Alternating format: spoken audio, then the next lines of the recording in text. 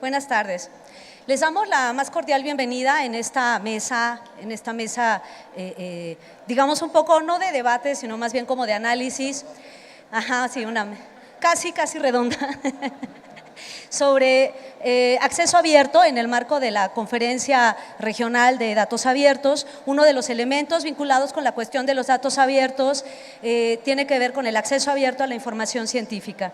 En ese sentido, le agradecemos muchísimo la presencia al panel que tenemos el día de hoy y vamos a empezar por presentar al único hombre, ¿no? Es una desigualdad de género al revés ahora. Está con nosotros Sergio Mateos. Él viene de Argentina. Él es licenciado en Geología y doctor en Ciencias Naturales por la Facultad de Ciencias Naturales y Museo de la Universidad Nacional de La Plata.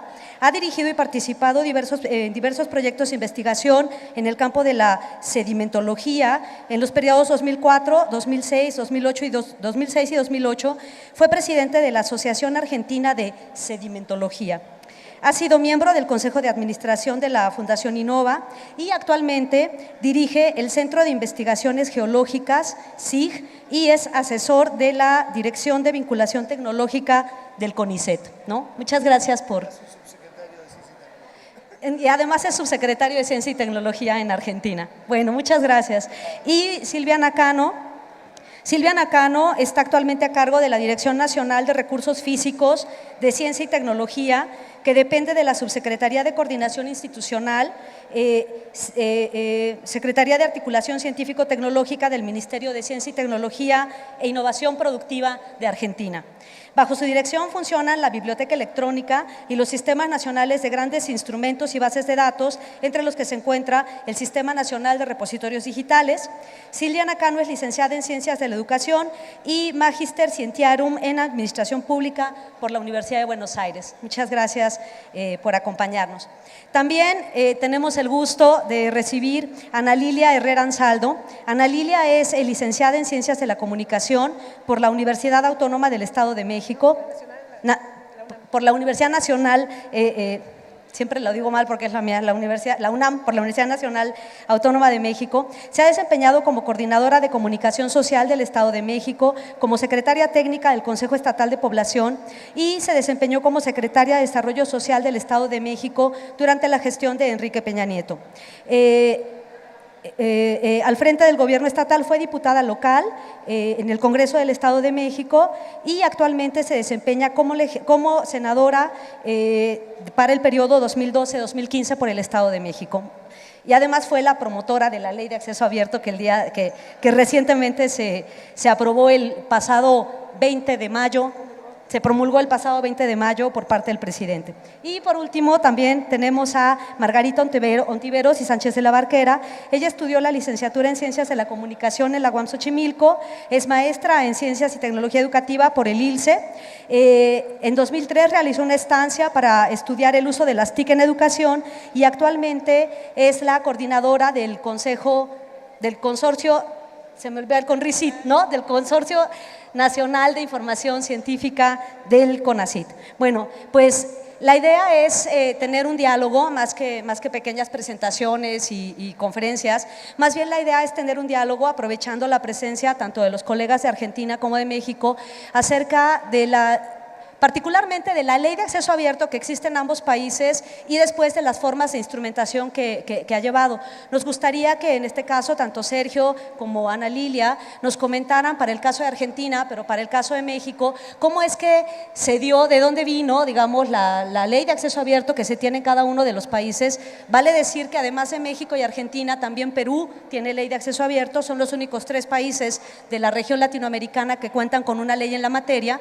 El primero de ellos, sin lugar a dudas, fue Argentina, el más reciente ha sido México, y nos gustaría en principio que nos compartieran cómo es que se dio la iniciativa, de dónde vino, cómo surgió, cuáles fueron los procesos digamos, de consulta, si es que los hubo en cada caso, y después, posteriormente, le pediríamos tanto a Silvia como a Margarita que nos comentaran algunos casos concretos de los procesos de instrumentación de la ley, ¿no? La manera en que la han hecho operativa, cómo es que se están haciendo las leyes específicas para la definición de los repositorios, en en cada uno de los países, y la idea sería poder tener como una visión general, digamos, comparada entre ambos países. Así que no sé quién quiere empezar, ¿no?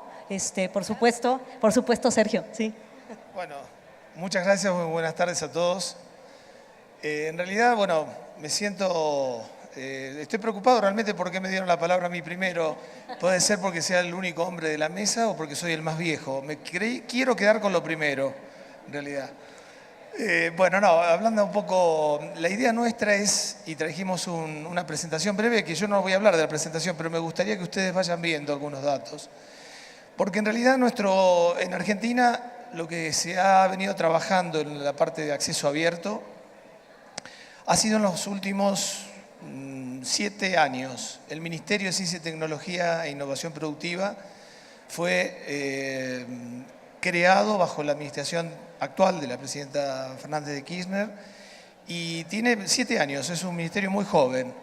Con un presupuesto muy chiquito empezamos a hacer cosas muy grandes y entre ellas nos planteamos el gran desafío del acceso abierto, con lo cual ha llevado toda una tratativa con las distintas instituciones de ciencia y tecnología del país, fundamentalmente con el CONICET, con el CONICET y con otras instituciones, entre las cuales las universidades nacionales, más de 50 universidades nacionales y universidades privadas del país, y a las que sumamos instituciones que tienen investigadores.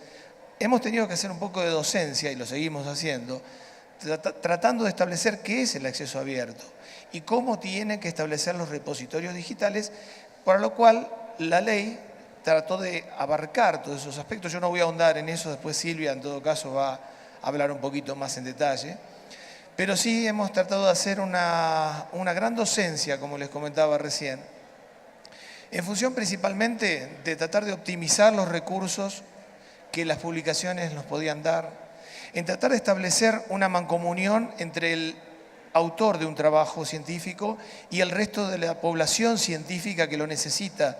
Necesita los doctorandos, los becarios, los mismos investigadores, para poder continuar con sus investigaciones, y que realmente veíamos esa misma necesidad en todos los países de Latinoamérica, por lo cual fuimos también impulsores junto con México, con Colombia, con otros países, Perú, Chile. Silvia me dicta y yo no recuerdo, no quiero olvidarme de ninguno, pero eran 9 inicialmente, creo que Salvador se iba a incorporar, iba a ser el 10º, para tratar de establecer una red federada en los cuales las pautas sean las mismas y tratemos de establecer consorcios en los cuales justamente tratamos de establecer ante las editoriales una misma política a seguir. Eso es porque obviamente si no después vienen las grandes preguntas acerca de cómo regulamos en cada uno de nuestros países la adquisición de la bibliografía a través de hoy en día grandes, yo no quiero llamarle pulpos, pero quizás sí, podría decirlo, estamos de entre casa y esto no se escucha en ningún lado. No están aquí entonces. No están aquí. Pero sí realmente con lo cual se plantea una gran incógnita de cómo seguimos en el futuro. Y nosotros lo vemos en Argentina, en un país que estamos atravesando dificultades económicas, desde común denominador esto, pero con lo cual no se deja atrás el acceso abierto. Es más, se trata de establecer un acceso abierto tratando de establecer todos los repositorios digitales de las distintas instituciones. Entonces, esto que están viendo ustedes aquí, cuáles son los principios rectores, para nosotros son los principios básicos que nos brinda cómo tiene que ser el acceso abierto y cómo tiene que establecerse cada uno de esos repositorios digitales, la información que se produce en el país. Afortunadamente, nuestro ministerio hemos tratado de establecer distintos sistemas nacionales de datos. Así se empezó con el Sistema Nacional de Datos Biológicos. Hay una filmina que establece cómo fue el poco tiempo, porque en realidad, ahí Silvia me comentaba, pensar que todo el sistema de ciencia y tecnología en el país, en Argentina, tiene alrededor la misma edad que tiene Mafalda. 55 años. Pero en realidad la edad que tiene el ministerio son 7 años. Y esta institución chiquita en edad, que es el ministerio, tiene que regular a esa gran institución que, por ejemplo, es el CONICET, que tiene 50 años. Entonces es una paradoja bastante rara. Pero bueno, lo interesante de todo esto es, ahí está, justamente ver cómo se van creando los sistemas nacionales de datos. Les decía, allí por el 2009 creo que fue el comienzo del Sistema Nacional de Datos Biológicos, luego el Sistema Nacional de Datos del Mar, también el Sistema de Datos Climáticos y últimamente el Sistema Nacional de Repositorios Digitales. Y tenemos uno nuevo que acaba de nacer hace una semana, que es el Sistema Nacional, que no está aquí, el Sistema Nacional de Datos Genómicos, algo muy en boga hoy en día.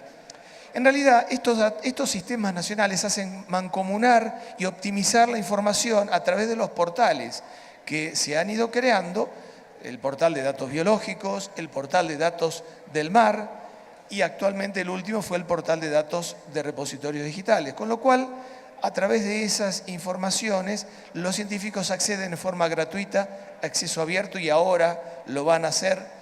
Está la publicidad, creo que estos días, a través del sistema de DURROM, más de 100.000 investigadores y becarios del país en todo el mundo prácticamente, con lo cual realmente para nosotros es algo muy importante. El año pasado fue el año, mejor dicho, desde el 2010 que fue comenzando a trabajarse con la ley. Recién en noviembre del año pasado, fue votada por unanimidad en ambas cámaras de senadores y diputados de nuestro Congreso y nosotros tenemos la no fácil tarea de hacer la reglamentación de la misma. Nos está llevando tiempo porque, como les decía, en estos poquito tiempo tenemos que educar, tenemos que instruir, tenemos que enseñar cómo hacer los repositorios digitales a las instituciones y también tenemos que reglamentar la ley. Yo no quiero explayarme mucho más, les agradezco un poco el tiempo que me han dado y desde ya a disposición después de algún tipo de preguntas, pero ya les paso en todo caso para ver cómo es en México o cómo ha sido en México, que pese a haber comenzado más tarde que nosotros, ya la tienen reglamentado, por lo menos están en ese punto. Gracias. Gracias. Bueno, México vive hoy, como muchos de los aquí presentes sabemos, un proceso de reformas estructurales muy importantes. La reforma que se hizo en materia de acceso abierto tiene que ver con 3 reformas fundamentales. La reforma educativa, que podría yo estarme aquí todo el día platicándoles de los aspectos, pero hay un adjetivo que se puso en la reforma constitucional para el derecho a la educación. Y es el derecho a la educación de calidad, es decir, no basta ingresar a un aula, que haya un maestro, hace falta una evaluación. Hoy tenemos un organismo constitucional autónomo, el Instituto Nacional de Evaluación Educativa, que va a evaluar esta parte, pero la reforma constitucional es importante para efectos de esta plática, que todos estemos conscientes que se agregó este adjetivo de educación de calidad. La reforma de telecomunicaciones, que también ahondó, profundizó los derechos de los mexicanos y las mexicanas en el sentido de calificar como un derecho el acceso a las nuevas tecnologías de la información, lo cual es un enorme reto en un país tan heterogéneo donde prácticamente la mitad de la población vive en condiciones de pobreza. Sin embargo, que esté en la ley me parece que es un avance importante, que esté en nuestra Carta Magna y así quedó. Y la reforma de transparencia y acceso a la información. Yo creo que transparentar el proceso, como bien ustedes lo señalaban, y los resultados de la investigación que se hace en México es de la mayor importancia, dado que 9 de cada 10 investigaciones en nuestro país se realizan con recursos públicos. Bien, en marzo del año pasado presenté una iniciativa en el Senado de la República para que pudiéramos tener acceso de manera gratuita, libre, a los resultados de la investigación científica en México. Generó de inmediato un enorme entusiasmo en algunos grupos y una enorme preocupación en otros. Tanto que decidí retirar la iniciativa para empezar un proceso de consulta. Un proceso de consulta que tuvo, lo tengo que reconocer, el entusiasmo, la convicción de CONACYT, que tuvo desde luego la participación previa incluso de la Universidad Autónoma del Estado de México, que no es mi alma mater, estudié en la UNAM, pero que bueno, siendo mexiquense hace todo el sentido, y sobre todo porque en el Estado de México existe el sistema Redalic, que es el segundo lugar a nivel de América Latina en repositorios. Y a donde voy lo presumo como mexiquense muy orgullosa, y lo que la gente a mí me dice, a ver, Redalic no es un sistema, Redalic es un movimiento, y yo estoy convencida de ello. De hecho, la iniciativa que presenté surge inspirada por el modelo de Redalic y muy bien acompañada por todos los especialistas de la máxima casa de estudios del Estado de México. El reto entonces fue empezar este proceso. Platicamos con la Academia Mexicana de Ciencias, con la UNAM, por supuesto, que tiene también en la TINDEX una gran experiencia, y fuimos construyendo lo que será una herramienta muy importante. Yo quiero brevemente platicarles que mucha de la inquietud era cómo íbamos a poner límites en Internet, dado que estamos pues en una circunstancia global. Y lo que jamás ha pretendido esta ley o estas reformas a diferentes leyes es poner límites a lo que es un derecho fundamental para todos, el derecho a la libertad de expresión. Simplemente lo que buscamos fue, uno, que los resultados de las investigaciones, y esto fue petición concreta de la comunidad científica y académica del país, fueran puestos en repositorios de manera voluntaria, a diferencia de lo que yo había planteado en la iniciativa de ley, que era obligatorio. Hay ahí un tema de derechos de autor que decidimos respetar. Se crea la posibilidad de que haya un repositorio nacional, y es una posibilidad que no es limitativa. Puede haber repositorios regionales, institucionales, como ya los hay. En México solamente 2 universidades tienen mandato de acceso abierto, la Universidad de Nuevo León y la Universidad del Estado de México. Y es una ley que busca justamente homogeneizar, impulsar algo que no ocurre en todo el país. Cuando nos reunimos con investigadores del sureste del país, de Chiapas, por ejemplo, de Quintana Roo, nos decían, bueno, es que para nosotros simplemente publicar en impreso es todo un reto, ¿no? Los recursos no alcanzan, es muy complejo, y bueno, ni nos imaginamos siquiera la posibilidad de un repositorio porque tampoco contamos con la tecnología adecuada. Por otro lado, en el norte del país resultó también muy interesante ver esta experiencia, porque en el norte se atraviesan la frontera y publican los 5 ejemplares que les piden para hacer la evaluación. Y se quedan uno en la biblioteca, quizás otro en el cajón, otro para cumplir con los requisitos académicos, y nos estamos perdiendo de todo ese conocimiento que es fundamental y que, insisto, en gran medida se realiza con recursos públicos en nuestro país. Así que estas reformas legales crean la obligatoriedad para el Estado mexicano de tener un repositorio nacional, con posibilidades de tener regionales también, de impulsar los institucionales, da forma legal para que ya no esté sujeto a la buena voluntad, a un gran esfuerzo que se ha hecho en México, que es el CONRICIT, y aquí está Margarita Ontiveros, porque hoy es muy costoso para muchas instituciones académicas suscribirse a estas revistas indexadas que han subido de manera muy importante sus precios y que resultan inalcanzables. CONRICIT es un esquema, para que los entendamos los que no somos expertos, de compras consolidadas de todos estos bancos de datos que permiten a las universidades pues tener insumos para la investigación y sin duda para potenciar el conocimiento. Así que, bueno, nosotros tenemos un tiempo para reglamentarlo. Quiero decir que estas reformas fueron aprobadas por unanimidad en ambas cámaras y promulgadas públicamente por el jefe del Ejecutivo, por el presidente Enrique Peña, lo cual a mí me parece habla de su voluntad, de su interés en el tema, y han sido muy bien recibidas por la comunidad académica y científica del país, dado que ellos mismos fueron parte de la construcción. Yo dejaría aquí mi intervención, espero haya quedado claro. Sí. Bueno, les agradecemos mucho en principio esta primera ronda acerca de la hechura de la política, digamos, o más bien en este caso de la ley. Ahora, el principal problema, una vez que se emite una ley, es que no se quede en letra muerta, ¿no? Sino llevarla, digamos, un poco, hacerla operativa.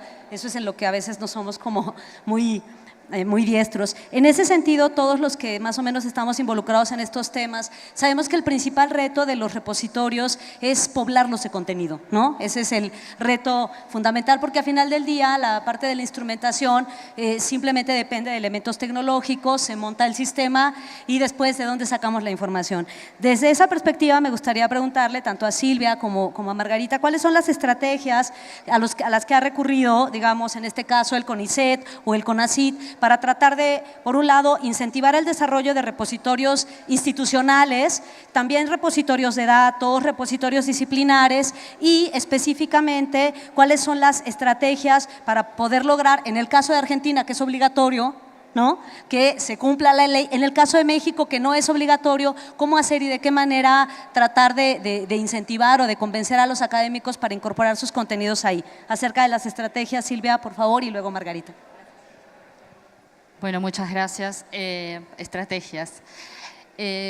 Por ahí es importante mencionar que en el caso argentino la ley viene, si bien abre una nueva etapa, es el corolario de un trabajo sostenido de 3 o 4 años con la comunidad científica, con las instituciones, en donde lo que hace el Ministerio de Ciencia es organizar y de algún modo capitalizar lo que las universidades y las instituciones de ciencia ya habían empezado a hacer en sus lugares de trabajo, que es intentar organizar sus repositorios y tener un lugar desde donde liberar su producción científica y visibilizar su producción científica.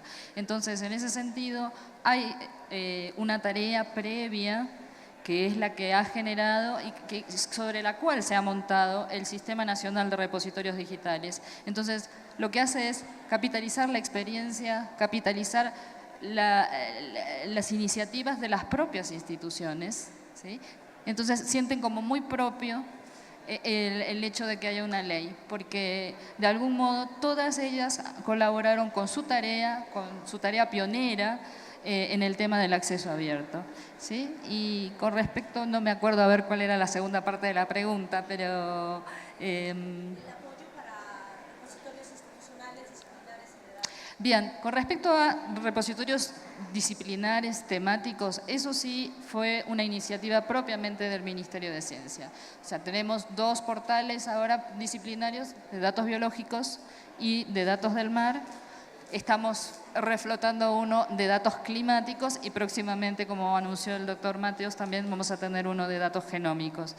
Estos repositorios disciplinares sí son una iniciativa específicamente del Ministerio que consideraba que era necesario recuperar y preservar las colecciones y los conjuntos de datos que estaban desperdigados por todo el país, ¿sí? Y con respecto a las estrategias para generar, para fortalecer los repositorios existentes, imagínense iniciativas particulares de las instituciones no pudiendo hablar un único idioma.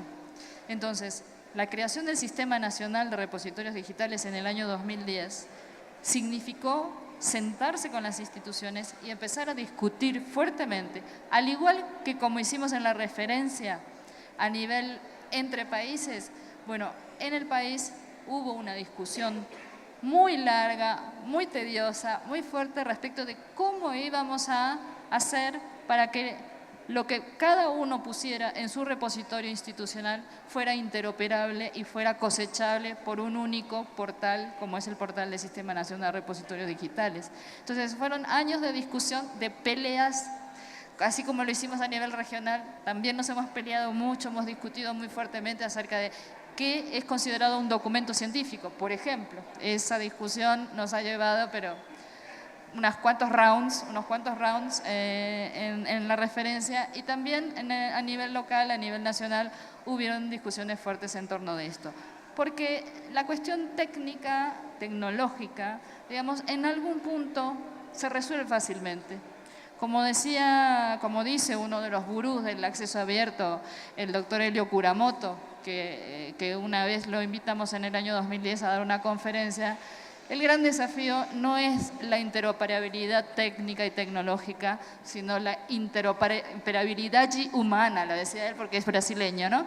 Entonces la interoperabilidad humana es el gran desafío que tenemos todos, es poder ponernos de acuerdo en qué queremos mostrar al mundo, cómo queremos mostrar esa producción científica y cómo queremos lograr un acceso mucho más equitativo del conocimiento que se produce en las instituciones científicas.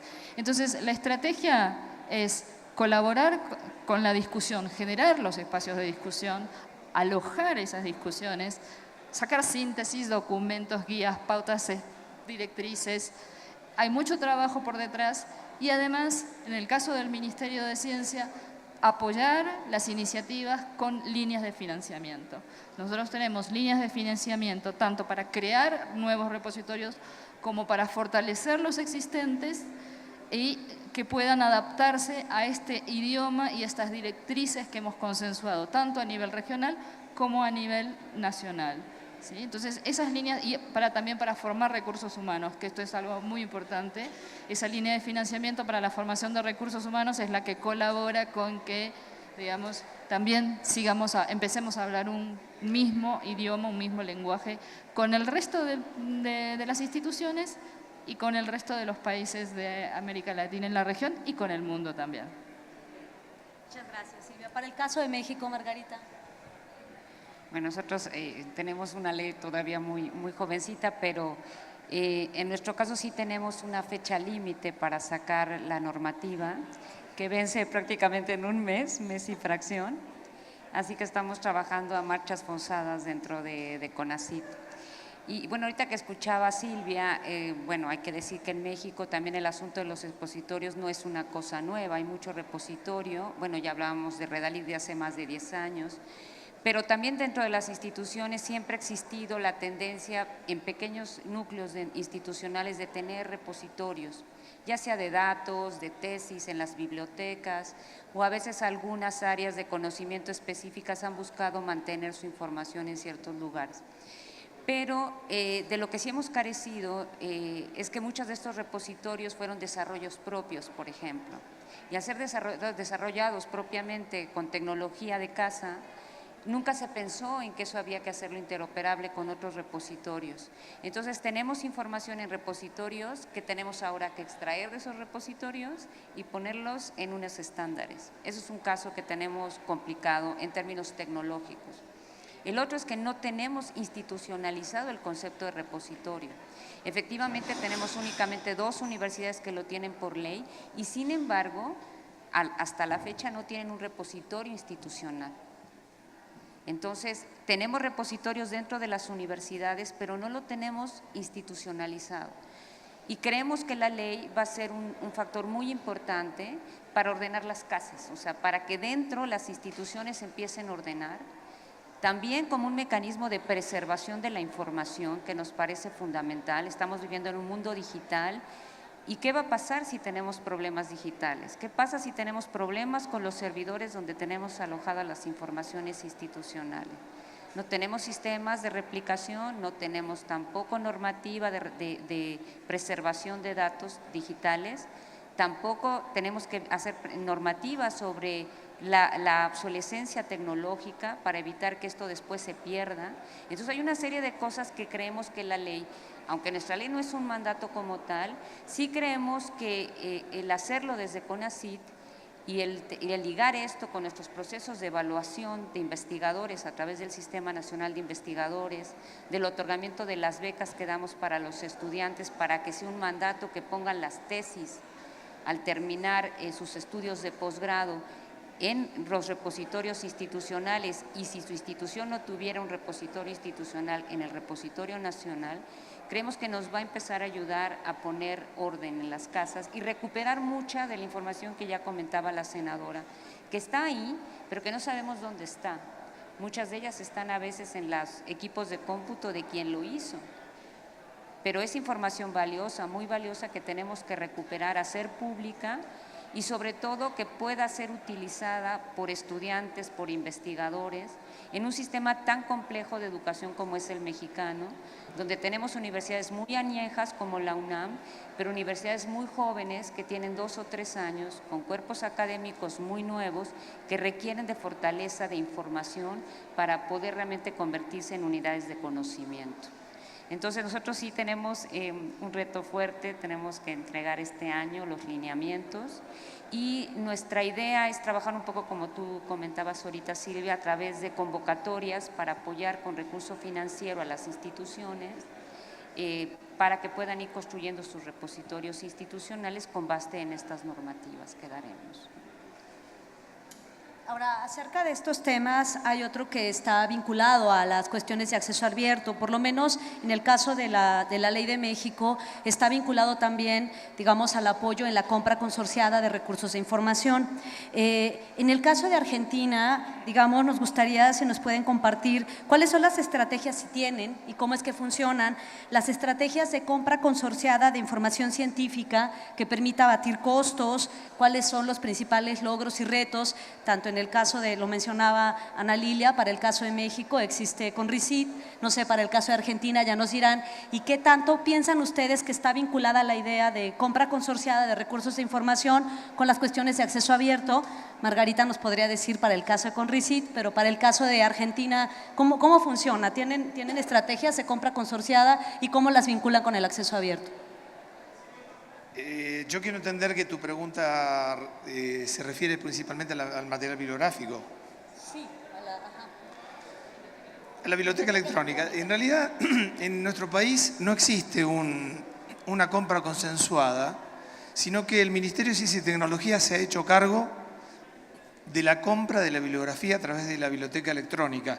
No es toda la bibliografía del mundo, pero es prácticamente están en un orden del 90% de las publicaciones más importantes. ¿Cómo hemos hecho para decir, bueno, vamos a comprar esto que es importante y esto no, que no es importante?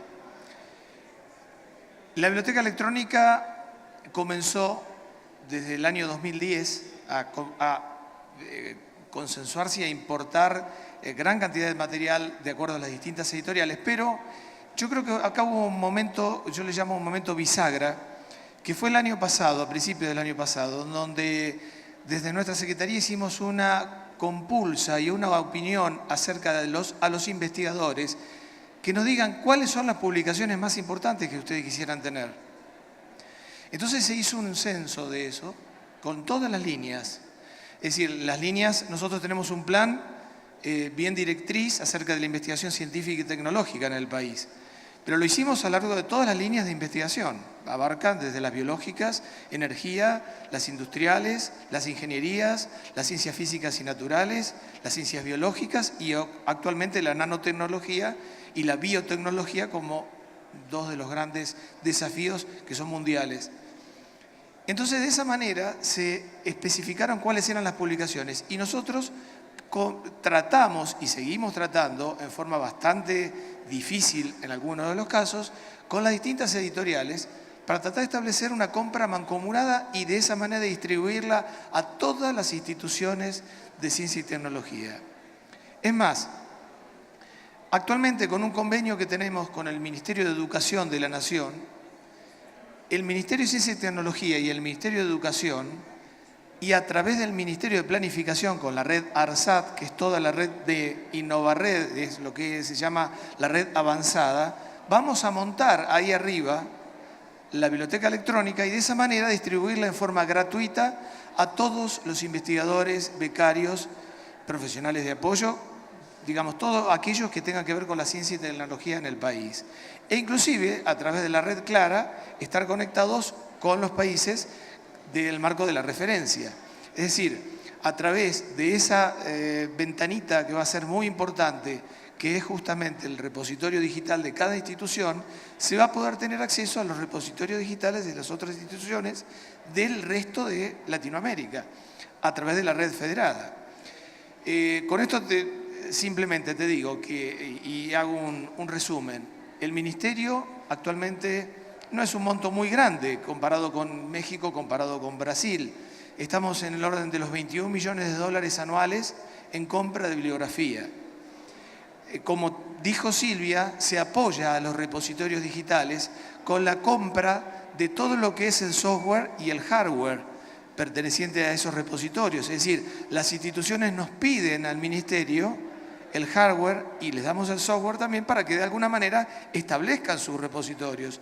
Por supuesto, con una capacitación, como también comentaba Silvia, financiada en su totalidad por el Ministerio, para que de esa manera los recursos humanos puedan capacitar e ir capacitándose en lo que se refiere a la distribución de toda la biblioteca electrónica. Más o menos, no sé si comenté cómo es el caso en Argentina, pero desde ya, además de tu pregunta, si alguien quiere hacer después alguna otra pregunta en especial, con todo gusto. Bueno, no sé si alguien tenga alguna pregunta. Por favor, ¿qué hago? ¿Cómo? ¿Vienes por el micrófono? ¿Te lo llevo? ¿Sí? Gracias. Tengo un par de preguntas. En cuanto a compartir datos abiertos sobre ciencia, ¿incluye también, por ejemplo, resultados de muestreo de investigaciones científicas, que son datos con los cuales hacen investigaciones y que sí son muy preciados para ciertos laboratorios? Esa es una pregunta. Y la otra, ¿cómo han lidiado con la circunstancia de que, bueno, al menos en México, los investigadores científicos, para ser miembros del Sistema Nacional de Investigadores, necesitan publicar en revistas indexadas que ponen muchas trabas y que dificultan muchísimo compartir en estos repositorios del gobierno las publicaciones y el trabajo que ellos hacen? Entonces, creo que esas serían dos preguntas interesantes que nos dan mucha curiosidad de ver cómo la resuelven. Sí. No sé, ¿quieren comentar o cómo? Bueno, en el caso mexicano me parece que tenemos un primer paso para que también lo que sea depositado en repositorios pueda ser considerado. Yo creo que es parte de los temas que el propio CONACYT está planteando. Nosotros como legisladores tenemos también esa inquietud.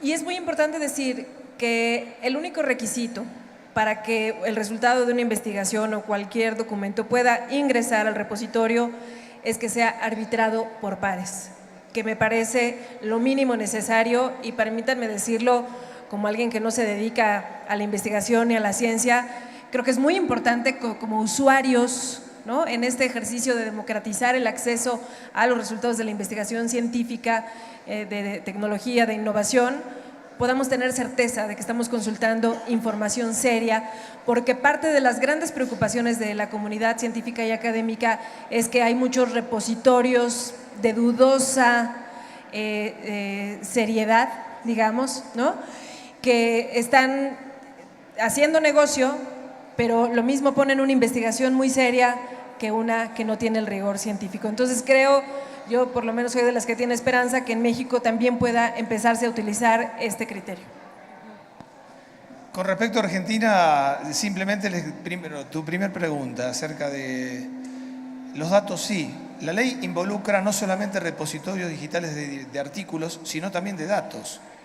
Y por ende, en estos sistemas nacionales que yo les comentaba al principio, sistemas nacionales de datos del mar, de datos biológicos, de datos climáticos, de repositorios digitales y actualmente muy nuevito de datos genómicos, los investigadores cargan los datos.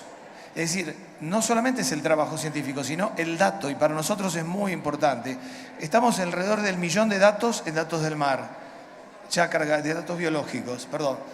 Y se van cargando muchos datos de datos del mar, porque obviamente la riqueza del mar, y que tenemos un país con una gran frontera marítima, así lo establece. Con lo cual, te respondo que sí, que es artículos científicos, pero también datos. Y con respecto a tu segunda pregunta, acerca de la necesidad de publicar en revistas indexadas, en realidad, yo soy investigador, por ejemplo, soy geólogo, en realidad ahora soy funcionario en estos momentos, pero tengo ese mismo problema.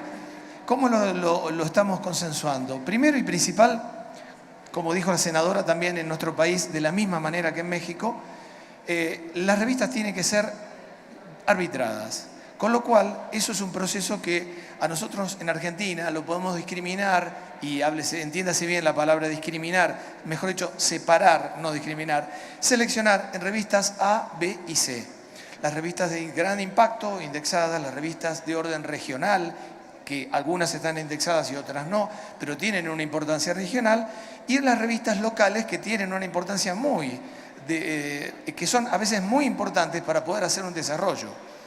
Y como nuestro ministerio es un ministerio de ciencia, tecnología e innovación productiva, pero yo le comentaba recién a los colegas y creo que si ahora se estableciese un nuevo ministerio, debería ser Ministerio de Ciencia, Tecnología e Innovación Productiva e Inclusión Social. Las revistas C, las revistas de importancia local, tienen mucha importancia en lo que es la inclusión social. Por ende, estamos cambiando un poco la cultura de la evaluación en la Argentina, haciendo también de la innovación tecnológica y de la inclusión social una evaluación del investigador. Es decir, aquel investigador que hace una investigación, que por ejemplo va a investigar algo relacionado a una productividad y que no puede publicarlo en una revista indexada que publica Elsevier, sino en una revista técnica que publica una institución de una asociación de ingenieros en la provincia de Salta, por ejemplo. Eso es muy importante, porque tiene un desarrollo social importante, porque tiene una inclusión, porque tiene una innovación productiva, con lo cual también se evalúa. No se evalúa solamente el paper por el paper y que esté indexado, sino también ahora se evalúa la innovación tecnológica por su producción. Solamente pedirle a Margarita si nos habla acerca de la negociación para liberar periodos de embargo de revistas de suscripción para el caso de México. Sí, bueno, nosotros lo que hemos estado haciendo a través del consorcio es utilizar nuestros propios contratos. Nosotros no firmamos licencias con las casas editoriales científicas. Nosotros tenemos contratos que diseñamos desde CONACYT, y en esos contratos hemos añadido una cláusula para ir limitando los periodos de embargo sobre las publicaciones que en esas revistas tienen los investigadores mexicanos. Puedo decirte que, por ejemplo, con Elsevier, todos los investigadores mexicanos que hubieran publicado con Elsevier pueden poner en repositorios sin problemas de demandas con el editor de 2013 para atrás. Hay otros editores que estamos logrando que el periodo de embargo sea de 6 meses y otros prácticamente de manera inmediata. Nosotros vamos a empezar a hacer público esto para que sepan los investigadores y estén tranquilos de que pueden colocar ya toda su producción de cierto tiempo para atrás en los repositorios. Y quisiera referirme un poquito a lo que comentaba el doctor Mateo respecto a las publicaciones científicas nacionales. En México tenemos dentro de CONACYT un índice de revistas científicas que hemos estado luchando mucho porque la dirección del Sistema Nacional de Investigadores pues pueda realmente, digamos, valorar el trabajo y también la publicación de investigadores en esas revistas que son mexicanas. Hemos estado haciendo un trabajo con los editores de las revistas para convertir todas estas revistas a formatos electrónicos, o sea, que sean realmente revistas electrónicas y que podamos, a través de tenerlas en portales específicos por revista, empezar a tener mecanismos de esto que comentaba la senadora, o sea, que la gente, que los investigadores, que las comisiones evaluadoras del SNI, del Sistema Nacional de Investigadores, vean desde dónde se accesan esas revistas, cómo sí se citan, cómo sí tienen un impacto, no solo social, sino en la producción de ciencia, y que son altamente útiles para las comunidades estudiantiles. Entonces, sí es importante la producción de revistas editadas en el país y tenemos que fortalecerlas. Me parece que es una responsabilidad de CONACYT, e incluirlas en todos estos repositorios. Al ser interoperables, se pueden poner en muchísimos sistemas y además apoyar su alta visibilidad. Hemos estado hablando de la referencia, yo quisiera referirme 2 minutitos a qué es esto para que ya no tenemos tiempo, entonces ya no lo digo. Es que ya son las 6. No, si lo dices rapidísimo. Eso, hicimos varios países, 8 países, tratamos de poner en común a través de un sistema, de un portal en el cual nos conectamos los 8 países, tratar de hacer visible la producción científica que tenemos en nuestros países, siendo países latinoamericanos y sobre todo de que nos compartimos necesidades comunes de hacer visible nuestra ciencia frente a las grandes potencias que producen ciencia. Se cree que en estos países se produce poca ciencia, se produce mucha, pero no se hace visible. Y bueno, yo los invito a que busquen la referencia y verán cuánta producción científica hay en Latinoamérica, en español, en portugués también, por Brasil, que es uno de los miembros de la referencia, pero ahí pueden ver cuánto se está produciendo y la idea de esto es incrementar la visibilidad y la diseminación de la información científica que se hace en América Latina. Pues les agradecemos mucho, ya estamos sobre el tiempo, de verdad. Si tienen más preguntas, abórdenlos acá abajo porque ya nos piden que nos vayamos. Muchas gracias.